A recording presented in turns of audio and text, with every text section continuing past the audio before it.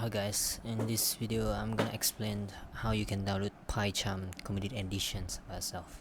So you go Google and we search Pycharm, and then here we got this Pycharm, the Python ID. You press inside, and you press download, and then you press this one, Pycharm Community Edition. Make sure you choose the correct one, this one, and you download. Yeah, then you wait for the download.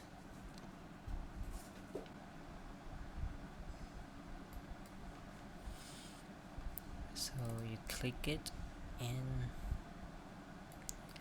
you run it. Okay, just follow the instruction because I download already, so I'm not gonna do that. Okay, after you download and you run the Pycharm, you get this kind of interface, and you press new project, and then you can type your name.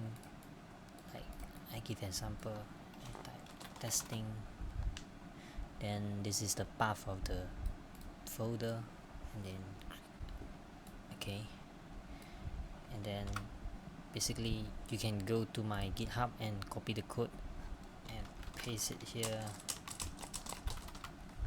and then if you want to run, press this one. Yeah, easy.